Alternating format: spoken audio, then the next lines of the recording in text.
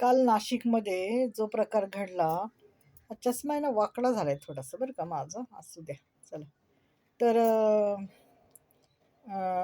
Captain Ashok Kharat, आता त्याला म्हणतात भोंदू बाबा अशोक खरात असं म्हणतात. तर मला काय म्हणायचं, बघा ना, किती चांगल्या चांगल्या बायका फसतात ना पुरुषांना, अशा भोंदू पुरुषांना. चांगल्या माणसाला कोणी एक शब्द बोलणार नाही. त्यांनी जर काही बोललं तर त्याला म्हणतील, "अरे, ह्याची नियत चांगली नाही." हां, आणि तो माणूस बघा ना, व्हिडिओमध्ये तुम्ही पाहिले का ते व्हिडिओ? हां, किती त्या बाईला डोक्यावर कळशी घेऊन काय-काय मागून करतोय, लघवी करतोय काय. बापरे! कशी लोकं असतात ना. मला तर ना असं विचार केला ना, तर असं वाटतं बायकांची बुद्धी कुठे गेलेली आहे? हां, त्यांना काही समजत नाही का? हा माणूस माणसाच्या बोलण्यावरून, वागण्यावरून लगेच समजतं ना हो. हं. काय एवढी पण बुद्धी काही 15-16 वर्षाच्या बायका मुली नव्हत्या त्या. वयस्कर बायका होत्या, म्हणजे लग्न वगैरे झालेले, त्यांच्या घरात काही प्रॉब्लेम होते, अशा बायका तिथे जात होत्या. आणि चाकणकर, रुपालीताई चाकणकर यांनी तर अक्षरशः त्याचे पाय धुतले. "वा ताई, आणि तुम्ही महिला आयोगाच्या अध्यक्षा. तुम्हाला हे शोभलं नाही हां, अजिबात शोभलं नाही. बघा कसं तुमचं तुम्ही एवढ्या मोठ्या शहाण्या करत्या बाई आणि तुम्ही अशी चूक केली. अहो, एखाद्या क्षुल्लक अनाडी बाईने केली असती तर मान्य केली असती. हो की नाही? की चला तिला काही अनुभव नाही, तिला काय ज्ञान नाही. पण तुम्ही सर्व ज्ञान संपन्न. हां? अहो, असंच आहे. शिकलेल्या बायकाच माती खातात आणि शिकलेल्या बायकाच शेण खातात. कारण त्यांची अक्कल आहे ना जास्त असते. माहिती आहे? 58 क्लिप्स त्याच्याकडे आहेत बायकांचे. सांगते त्यांनी काय काय केलेलं आहे ते. 500 कोटीची संपत्ती जमा केली आणि लोकांनी त्याला पैसे पण दिले. काय करत असेल तो असं बायकांना? आणि बायका का जात असतील त्याच्याकडं? अशोक खरातकडे काय असेल त्याच्याकडं असं? अंधश्रद्धा. माणसाला वाटतं ह्यानी नाही माझं बरं झालं, त्यानी नाही. अहो, जे नशिबात आहे ते होणार. जे नशिबात आहे ते तुम्ही कोणीच काही करू शकत नाही. त्याला ना बाबा, ना अंगारा, ना धुपारा, ना काही करू शकत नाही. फक्त एकच गोष्ट करू शकते, ती म्हणजे आपण केलेल्या चुकीला माफ करायचं किंवा माफी मागायची.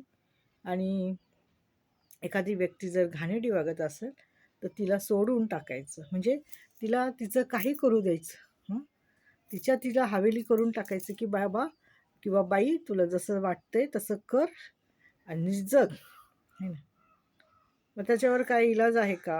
मी आजारी आहे, तर मलाच औषधासाठी डॉक्टरकडे जावं लागेल ना? का दुसऱ्या कोणाला जावं लागेल का? डॉक्टर म्हणेल जे आजारी पेशंट आहे त्याला आणा. मग असंच आहे, ज्याच्यावर संकट आहे, ज्याचा संसार मोडलेला आहे, म्हणजे ज्याच्याबरोबर काही घडलेलं आहे आयुष्यामध्ये, त्यानेच ती गोष्ट सरळ केली पाहिजे आणि त्यानेच देवाकडे गेलं पाहिजे, देवाला सांगितलं पाहिजे. दुसऱ्याने जाऊन काय फायदा होत नाही, माहिती का? हे तर मी समजून चुकलेली, की मी मी गोळ्या खाल्ल्या आणि दुसऱ्याला शुगर झालेली, तर माझ्या शुगरच्या गोळ्या खाल्ल्याने त्याला काय आराम पडणार आहे? त्यांनी स्वतः त्याचे हे केली पाहिजेत, नाही का, उपाय केले पाहिजेत, की अरे माझ्याकडून एखाद्याला त्रास होतोय. आता कालच मला एक जण असे म्हटली, "बाई, आता हे किती दिवस चालणार?" तर बाई, ज्यांनी निर्माण केले ना बाई, त्यांनाच विचार. आम्ही नाही बाबा केले. आम्ही ह्या गोष्टी घडवल्याच नाही. ज्यांनी घडवल्यात ना बाई, त्यांना विचार गो, की हे असं किती दिवस चालायचं?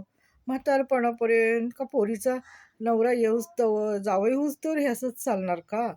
हां, तर हे असं त्यांना विचारायचं, की ज्यांनी ह्या गोष्टी घडवल्यात त्यांना विचारायचं. आम्ही तर काही घडवलं नाही, आम्ही काही केले नाही. हां, आम्ही त्याच्यामध्ये आमचा तीळमात्रही संबंध नाही गोष्टी घडवण्यात. घडल्या त्यांच्या हाताने, चुका घडतात त्यांच्या हाताने. मग त्या चुका निवारणं कुणी करायचं? हां, आणि एक सांगते, की बाई, मुलीला ना नवऱ्याच्या घरी पण नांदायला पाठवू नको. तिथंच ठेव, आहे की नाही? आमची काही तुला हे नाही. म्हणजे काय आमचं त्याच्यामध्ये आता इंटरफेअर राहिलेलं नाही. तुमचं लाईफ आहे, तुम्ही कसं जगायचं ते जगा. हां, पण एवढंच आहे, की लोकांनी तुमच्याकडे बोट करता कामा नये, की अरे ही स्त्री, हे असं, ते तसं. हे सांभाळून राहा बस. आमचं काही त्यात इंटरफेअर नाही, एवढं माहिती आहे ना, हो की नाही? कारण का तुम्ही काही आम्हाला देत नाही आणि आम्ही पण तुम्हाला काही देत नाही. द्यायच्या टायमाला दिलं, मला वापरून घेतलं, एवढं मात्र खरं आहे. काम झालं, वेळ गेली आता काही.